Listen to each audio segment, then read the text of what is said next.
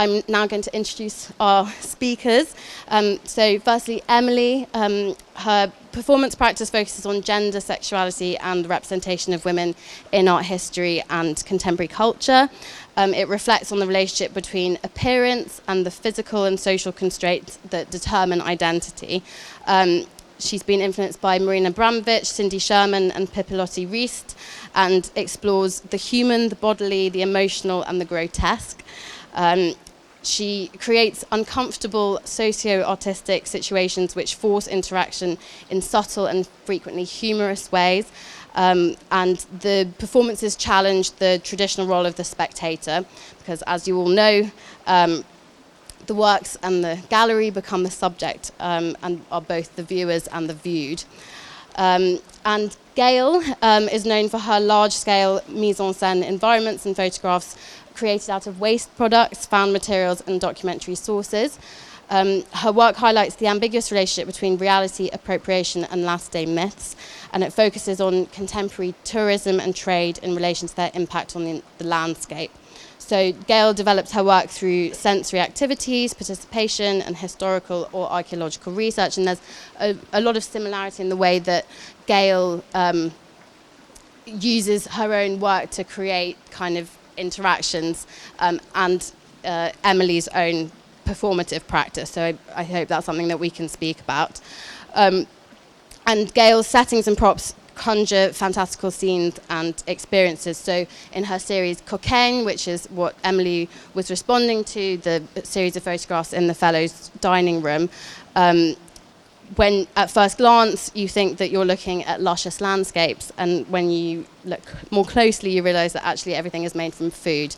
So lettuce, bread, fish, meat, and Gayle drew inspiration from the medieval myth of Cockaigne, which is an imaginary place of extreme luxury, and developed the series in Mauritius, which is the birthplace of your father, and uses it to comment on the tourist industry's consumption of the landscape. So, starting off with Emily, can you tell us a bit about the performance? What did we just see take place? What in particular about Gayle's work were you responding to? Yeah, what did we just see? Thank you very much for being here and being part of the work. I guess we saw, what I experienced was starting with the meditation, which I found actually, well, the first thing to say is I don't know the work until it actually happens, which is such an exciting thing about a live work of this nature. So I was struck by the how nice it was to have a meditation at the beginning of a thing like this, where we're all a bit awkward and wondering what's going to happen. So I think that, yeah. So I saw that. I saw characters kind of leading us around the space, getting us in touch with that. I hope we kind of got in touch with our bodies a bit, and then I think there was this real difference between what was the energy outside, which especially, beautiful weather, like that certainly makes a difference. Ridiculously beautiful. Yeah, like completely unexpected nice weather makes a difference, I think, to how we're all doing and how we experienced it. And then, so there was this sort of noticing, floating around, real permission to kind of just be weird and be present and be, and fiddle with things and look at things. And then inside, the women then became, frenzied and kind of neurotic, and there was this real change, I think, when, inside. And then there's all this food, and I think the tables look quite, exciting and a bit inviting with all the colour and the sort of detail next to Gayle's work. But then the women were kind of really running a tight ship almost, So I think the kind of, there's a theme of control throughout that I was thinking about during the meditation, during walking around, during, the sort of freedom and control that was throughout. And then inside, that just took on a different thing. And was a bit more frenzied. But then, and I loved that I sort of imagined the people, the participants would start off a bit scared and sort of doing what the performers said, and then settle in and just ignore them and chat to the person next to them. And I think that did happen, actually, from what I was seeing, which, again, was kind of another element to the piece, that then the performer's power was taken away again, and they were then, it was then another performance of all the people just interacting. And, yeah, so that's what I think happened. Great. So, Gayle, can you tell us a bit more about Cockaigne and what it was like to have Emily respond to it, whether it highlighted particular aspects of the work that you maybe hadn't thought about or just drew them out in a particular way? So I suppose, first of all, I just want to say thank you, Emily. It feels like such an honour to have, and also thank you to the collection, this way in which, like, a work that you donate and it doesn't just become a static collection that's becomes something that's alive. And this is, as artists and as artists that are women, making things that are somehow in connection, but in different sort of ways, it's just wonderful, actually. So thank you. That was really like, and I think it's interesting because it makes me revisit the start of the work. And the start of the work was a really long time ago, in 2004, and came from quite a different.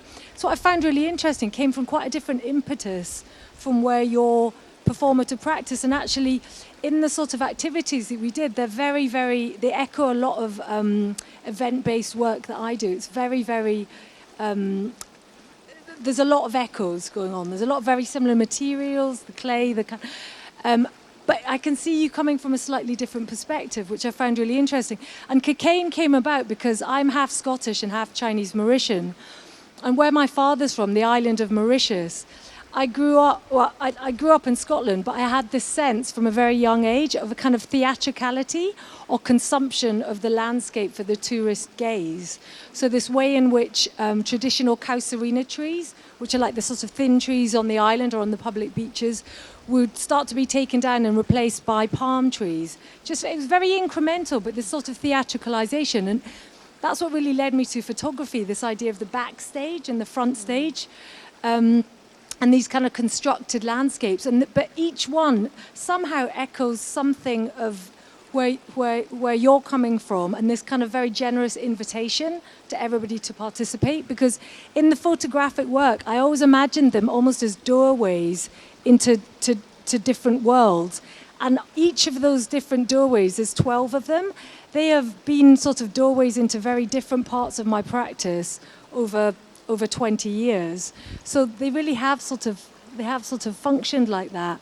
And I think, to draw, it's like to sort of see your work in a past and in a present and somehow in a future, because you're aware that by having something a work here, it will also be seen and sort of, so, and then lots of intensities with the sort of the engagement with the soil and the smelling, sort of activities that I also do in my own practice, and in kind of, and these kind of moments of details. And one of the things that this thing of invitations into a sensory world, even though I'm working with photography, is because I'm severely short-sighted.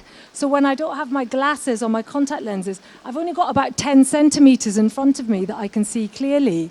So photographs have always been this very problematic but interesting. It's like where you're struggling with something, and that's where a lot of artists' work ends up. You're in that area of struggle. And mine is that I literally can't ever see landscapes.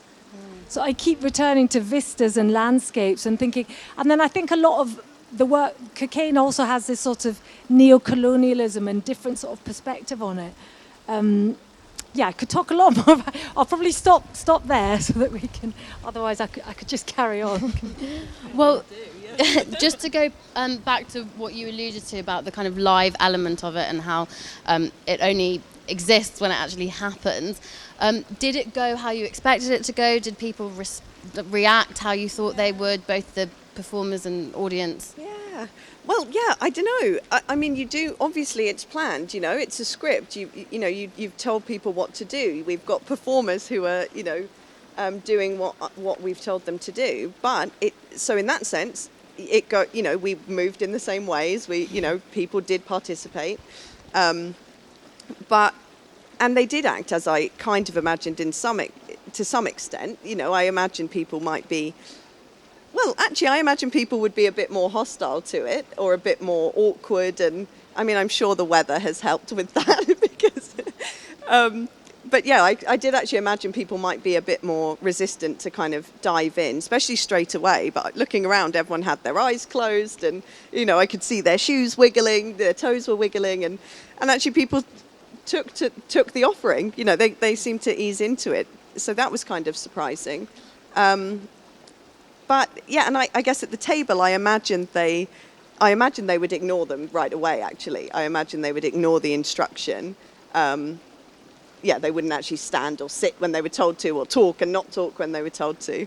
So in that sense, I guess, yeah, it did go as planned. But it's always unknown. That's what's exciting about it. And yeah, and, you know, seeing people have conversation and make, you know, it then just becomes its own thing. And very quickly, that's always what amazes me, you know, right from the start, the performers make it their own. And that's so exciting, you know. Well, I thought there was a really interesting moment. It was when everyone had already kind of eased into the lunch and were having their own conversations, and then a couple of the performers said, "Quiet," and everyone in the room went quiet, and I was kind of like, "Oh, I need to be quiet now." And it was almost like you had these kind of, you know, instructions that you're in at school or something that are quite ingrained in us. Yeah, but I think it's also that we've come knowing what we're going to participate in something. You know, it's a willing crowd of people, and I think in that time when you're milling around, you are actually waiting for someone to take control. You know, so while it can be a bit like, oh, we're listening now, it's kind of comforting because you're like, great, yeah, but she's the one, follow her. But there's kind of a comfort in it. Yeah. So.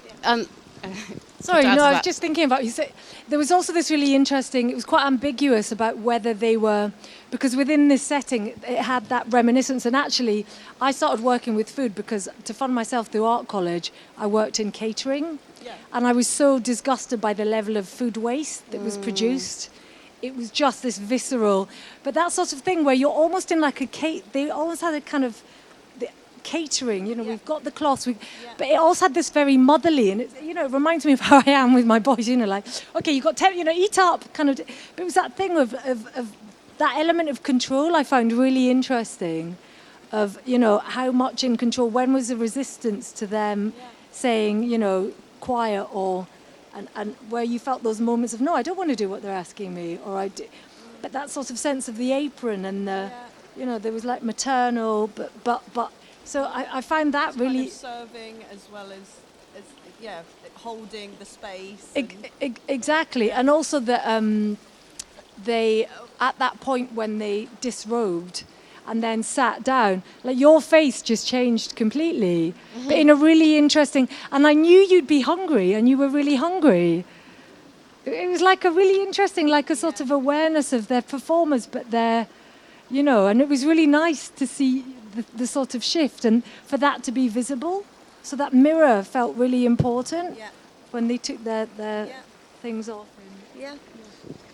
And that's quite different to how I usually do it. Like, I think I get away with not having to deal with the start and end, you know, having to deal with the edges of the performance because it's just happening during gallery opening times. And you can come and go and you can kind of passively engage. Whereas this time, it's asking a lot, and it's also, there's a set time. There's a, you know, you're here for it now, and there has to be an end. There has to be a way of doing that. So for the ending, we thought it would be really interesting to kind of, I didn't want them to just leave, because we thought we could just leave. Naomi could say her bit, and we could then just all come down here, and then we meet them again down here as different people. But I wanted that bit to be visible, that edge, and it was subtle, you know, but they just sort of went there, looked at themselves, turned into themselves again, and then came back and sat at the table again and spoke to people. And yeah, as subtle as that was, I do think that's quite important, because I think the edges are really, the edges are so important. Yeah, I think it's really interesting because you're, you know, I can see in your work you're sort of on a pivot between control, care. You know, there's, and so that sort of edge of start and end is really interesting. Yeah. And the work that I've been doing, I've been thinking a lot about sort of temporal elements of ritual practice, because what you're doing is it's ritual practice. It's kind of like a, and And it's really interesting to think about that in relation to theories that have been written around sort of temporal, that, you know, how you, there's lots of different theories about how you sort of start and how you, but to me that edge and that cusp, it's the liminality, I think is really exciting. Yeah. So, you know, and that's so lovely about doing something like this, because then you're like, oh, I never, that's it, that could be an important next vein or a thing that I'm, Yeah, exactly. And Gayle, can you tell us a bit more about how you made Cockaigne, like physically? How did you construct those landscapes? So I think I said to a few people that I walked with, oh my God, I'm really hungry. As the performance was going on, it was like a sort of beautiful, painful, like, because I hadn't eaten breakfast, so I was like, I could feel this is almost like building all my different senses. I'm just getting hungrier and hungrier. And I think about, I don't know if it's the Mauritian culture, but I do think about and talk about food, like literally nearly all the time. So when I was making the work Cockaigne, I was also quite a poor artist at the time. I'm not a rich artist now either. But, you know, it's that thing where you were like, do you know what? I can use materials and I can eat my work afterwards as well. But the people, when I was making the works, they definitely thought, and in some way, maybe it is like a sort of dysfunction of food, because they definitely thought I had an eating disorder, because I would go to a supermarket and for a month I would only buy lard. And then I would go home, and then you're trying to work at this material and you're working with something that's kind of melting, or what is it you're doing? But at the same time, or you know, cheese things, or babel was like, I've got a very high threshold of disgust, because that was sewn dried meat. So I remember my house at the time just had like black plastic bin bags and loads of bits of ham drying. And I was astonished at how much they shrunk. So you became aware of weird things about like the level of salted water that's injected into ham, because when it dries, it shrinks from down to... So then when I was making, it was always a sense of I'm doing photographic work, a sculptural thing of a photographic work of it, and yet I want to bring my other senses to it. So I would often, like there's another work, I don't think it's in here because there's 12 works of them, but I was like, I want this work to feel like it catches at the back of my throat. Or it was like a sort of visceral, but at the same time I could also pick some of the things and eat the things. So it's, you know, as this idea that of visual art is just, we're described as visual artists so much, but the way we experience it in the world is everything. Yeah. And my vision is completely practically defunct, and yet I work in photography. So it's like trying to say, actually, the way I see the world is textures, it's felt. You know, I have to navigate, a lot of the event-based work that I do is blindfolded, because that sort of relates to, you know, I literally can't see anything around when I don't have them off. And Emily, there was the video that you made which had Gayle's works and also a lot of other works from the collection, and then these videos of people performing mukbang. How did you go about selecting the works from the collection and then sort of compiling that video piece? Yeah. So it's just a collage, yeah. It's kind of bits of videos of my dog eating, because, you know, he had to feature. I love my dog. And bits of mukbang videos and, you know, images from the collection I selected I was kind of drawn to domestic scenes. So there's a lot of kind of tables, a lot of, you know, kitchens in the collection, it seems. A lot of paintings of kitchens and teacups and food and animals, some fish. And, you know, I was kind of thinking, I was drawn to flowers and plants as well. There's a lot of that. And I wanted to just kind of put them next to each other and, you know, have them rub up against each other and kind of see what happens. So that's how I kind of selected things from the collection. And I actually did have the idea of kind of, you had to take, you know, the way you accessed the image with the video was to kind of get close to people. So I enjoyed that you had to go into their space, you know, into the performer's space to take that and take something from them. And then I did actually have the image that people would then put them under the transparent plates, and that this video could be going whilst whilst they're eating dinner, so they can sort of passively consume the video through their food or through, you know, while eating and while experiencing the performance.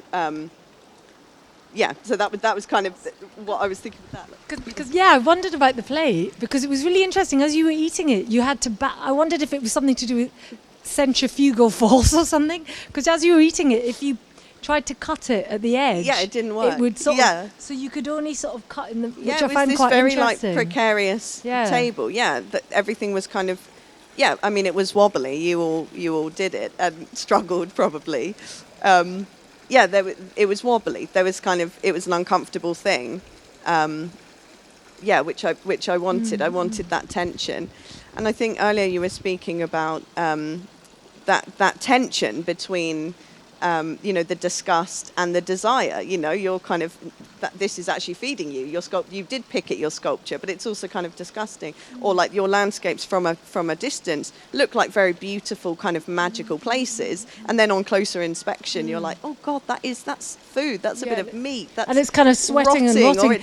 And actually, it's quite interesting. You can feel it sweating and. Because you mentioned Cockaigne, and that what really drew me to it was it's this 14th century idea of a glutton's paradise, but it's not a luxury one. It was like a really interesting one because it was ambivalent, so it could be used, and a lot of time it would be retold as an oral tale as well. So sometimes it could be a critique of the greed of the clergy, or sometimes in times of want it would be like a desire to have abundance. So this thing where it had sort of ambiguous, and I think. That's something that is that kind of disgust and leaving the edges where mine isn't about a sort of neatly constructed. You can see it's sewn together. You can see it's sweating. And I think, collage is a really good, because it's at those edges of collage rather than montage, which is like bring it together as a seamless one. It's keeping those different elements. Yeah, and the series was, so when we hung the Fellows dining room, we enlisted the help of the head chef to kind of decide on the order of the photographs. And I really enjoy taking people into that room, and their response at first is kind of like, oh, those are so beautiful. And then when you look up close, they are quite disgusting. And then you can sort of pick out the different types of food that are there. And you were mentioning earlier this banquet that you put on at the British Museum, which was was a very luxury banquet by the sounds of it. Can you tell us a bit more about that project? So this was actually, but I don't want, because there's a lot of echoes in our sort of, but this was for the British Library, and actually it wasn't luxurious because I worked with King's Cross Skip Garden and the British Library food historians to look at the notion of at the crossroads.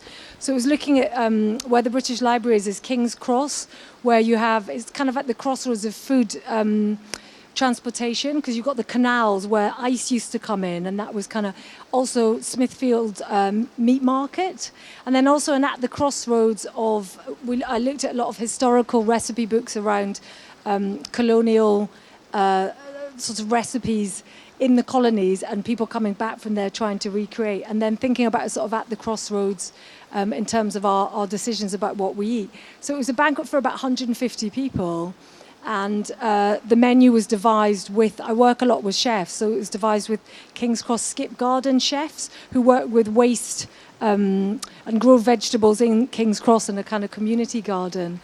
And there were lots of different elements, lots of echoes of what really, really interesting.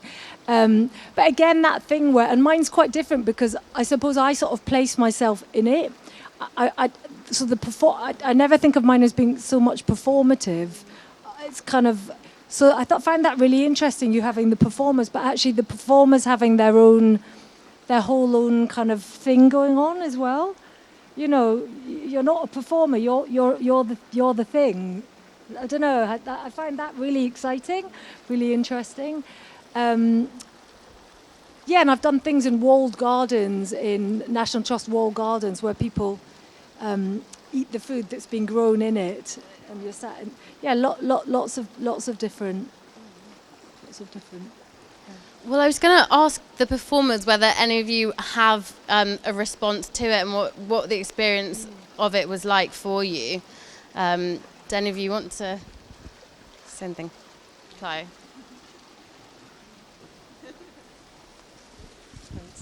I just wanted to reiterate what I said to Emily just before we started, which was how interesting it was that she created a script. So I felt like she'd given us a role, and then we could kind of go wrong within that. It was our space to interpret it, and even the extent of being really busy before today. You were tied up, and I felt that was actually intentional or not. It was very canny, because it was about, I'm not the mother of this show.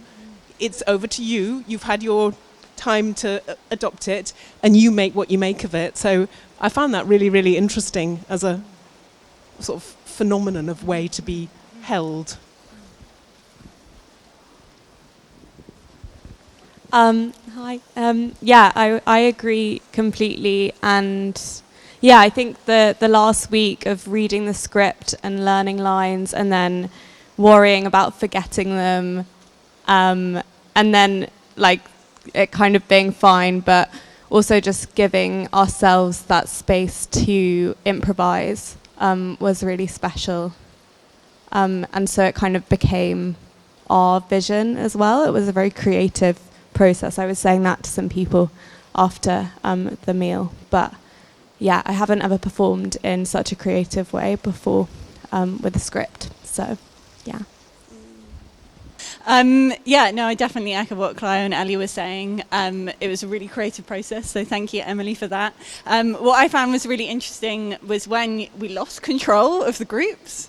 And I was like, I really didn't like it. I was like, they're not listening to me anymore. It was really interesting how that changed. And then back at the end, we had the control again. But then just that whole playing and just people were doing their own thing, which I found really interesting. Because I thought people might be a bit more shy, like you were saying, Emily. But no, you were all just chatting to each other.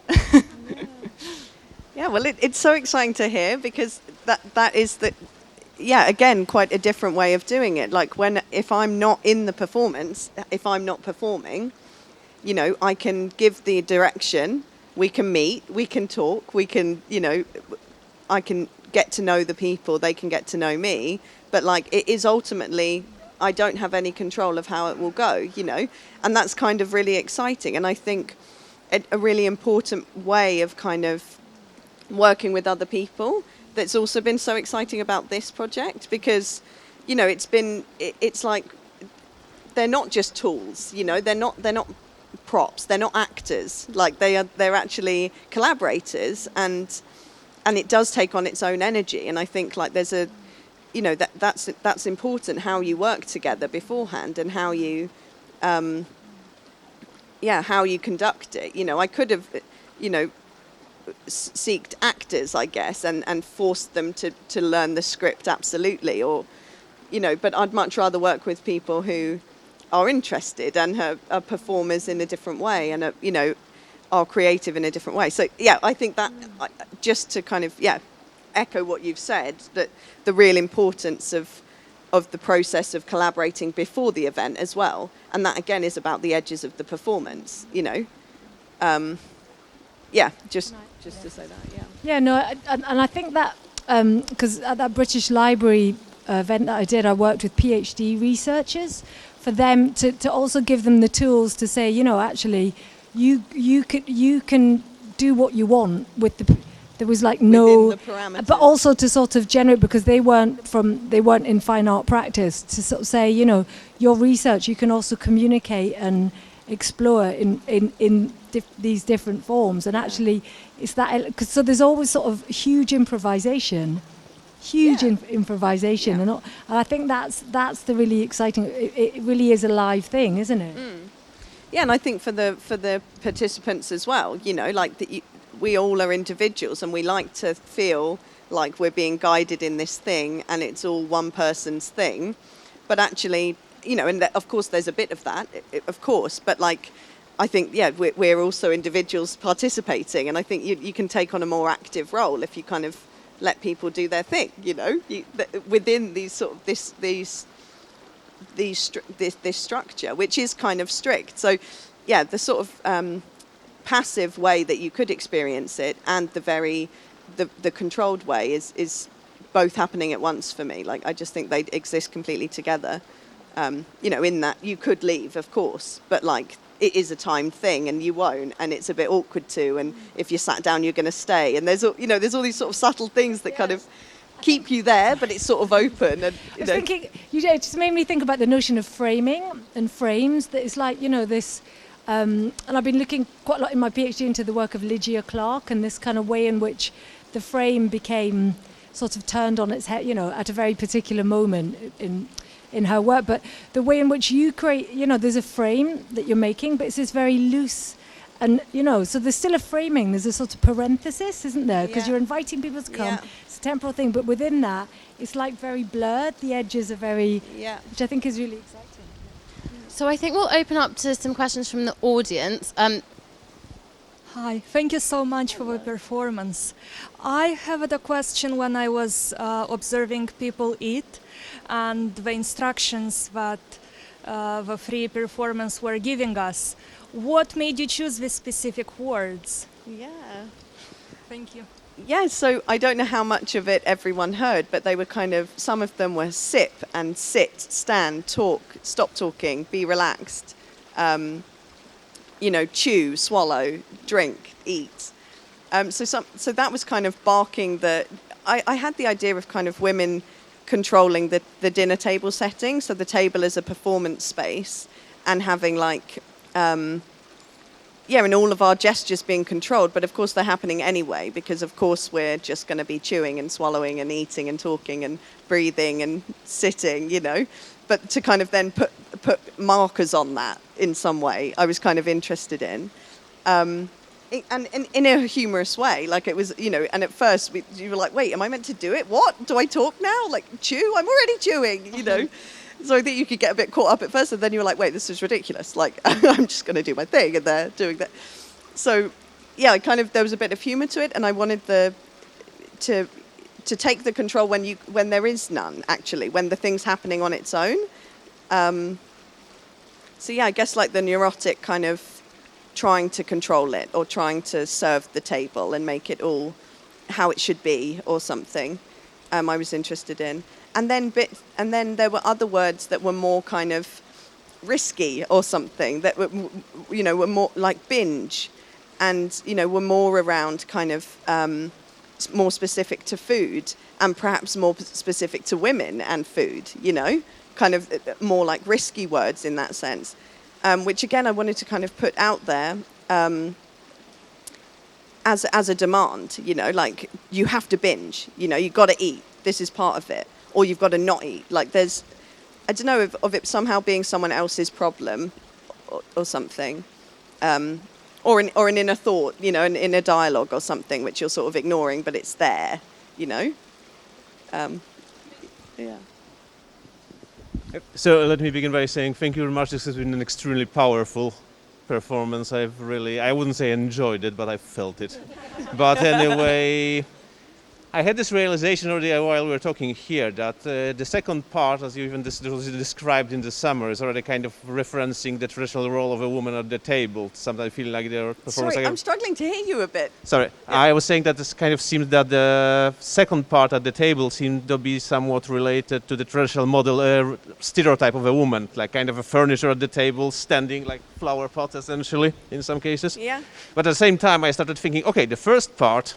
It's kind of referencing this whole Mother Nature, like guiding a child through the sensitive part of life. And I wait a minute, because the second part really made me uncomfortable. I started thinking, was I actually supposed to start thinking whether actually accepting the first part was supposed to be... Is this Mother Nature stereotype also something you had in mind when you were... Yeah. Yes, I'm hearing that you kind of were jarred into thinking, kind of going to different stereotypes of women, like throughout the performance. Like, yeah, I think that was certainly there.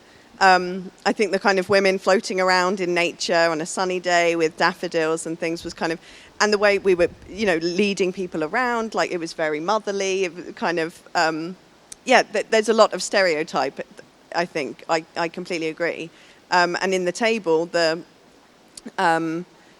standing behind the vases, standing behind the flowers, she's really becoming a vase, she's a still life. She's statically now just a vessel for this, for these beautiful table decorations. So, yeah, there was that I agree that was there, the kind of I guess objectification, or the kind of the different sort of and art historical kind of stereotypes, or the kind of cliched women with fruit, women with flowers, women in the kitchen, women at the table, kind of as more of an object, or as a still life almost. I was curious, what sort of, it's a big question, you could go on for ages probably about this, but I did want to know if you have some insight into your thinking around the pacing of the piece. Yeah, interesting. I mean, I'd like to know what you thought about the pacing of the piece. It was challenging, but for people. I mean, it was long, it's a long thing. And as I said, I don't usually do long pieces where you're obliged to stay for a couple of hours. It's a big ask. So I'm interested to know how you experienced that. I wanted the kind of I wanted there to be awkwardness, and I think there was awkwardness in different bits, but I think the one that was carried was the pauses, and I found myself at the beginning, okay, we've wiggled our toes, okay, quick, do this bit, say it quicker, which is a bit hilarious because, it's my script and it's my thing, and I've told them to take their time, but those kind of dragging out, it's like, okay, so what then happens if you got to stay here, of course you could leave, but we're here now, let's kind of sit with it and be let's drag it out a bit. So I think that, was kind of intentional, but it's also an experiment of what's a suitable time, what the balance is of kind of being uncomfortable and tedious. Well, one thing that I noticed was that the way that you were using the transitions in the different spaces as a form of pacing as well, and at least for me, my experience was when we were walking from place to place, I could perceive that everything around was moving relatively slowly, but for some reason I felt like I was rushing, and interesting. I wasn't sure why that was. So maybe because we'd had one destination, and then by the second one you knew we were then going to be going to different sites. Maybe there was then a case of kind of getting to the next place or something. Interesting. But overall, it wasn't. It's not just the pacing and like you said, the awkward pauses and how those are used. It was also the changes in the pacing. So the more relaxing parts of it, and then the more alert elements as well. Yeah.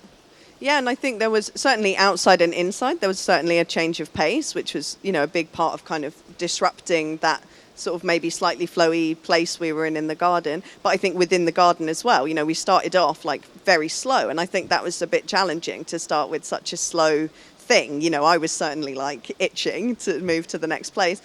And then they were sort of sped up in different bits as well, like within the garden. Yeah. And of course, as you were saying earlier, which same for me, no breakfast, thinking about the food. Yeah, hunger is a problem. Yeah, that's a big one. It was kind of like a delicious. It's like a delicious thing of like it was like slowing everything down. I can't. Or just like when you connect to your body or something. Well, something's coming, so you've got an expectation. Yeah. So you're like, I know it's coming, and you also wonder again that but also that control thing I think about with my young sons. It's like when they're hungry and they're waiting for food. I think sometimes that could seem like because it's like you forget. Oh my God, my 6-year-old cannot make his own pasta. Do you know what I mean? There's no obviously I'm not, but that thing where it's such a particular power relation and thing that it's like. To have your food at the so I think that brought up lots of things. Yeah. I was just going to say thank you for such an amazing piece. It was very good to see everyone's reactions and just to take time with it. I just thank you so much. Well, thank you very much for coming. I was really interested that we were eating salad and bread, which was quite light compared to perhaps still starving. Yeah, no. I had a big breakfast, so I'm fine. but compared to some of the photographs on the wall, which was very sort of decadent food, perhaps. Could you just sort of tell us a bit about why it was salad? I mean, it relates perhaps to your previous work. But. Yeah, I mean, salad is nice and colourful, so that's a good thing to have on the table. But like, I guess still lifes, you know, I'm thinking of kind of fresh things, fresh vegetables, colours, you know, fruit and bread, the tearing of bread, the having, you know, sharing the bread. I was thinking of tearing the bread, but I thought that might be too far in a COVID world. Yeah, and then I guess practical things of like, you know, it's accessible, like people can't be too worried about eating it, or, you know, that kind of stuff. And for dietary things, you know, it kind of is sort of from a practical point of view. But I think also like it's not a feast, you know, we're not starved, we're not now really full, you know, it's kind of, it's about the sharing and it's about the, about the leaning over each other and talking to the person next to you and kind of eating off wobbly plates, and you know, it's more about that, I think. Yeah, and I think it's more almost aesthetic, you know, just to keep it colourful and yeah. Any last question? No. Great. Well, thank you so much to Emily and Gayle. I think they deserve a big round of applause.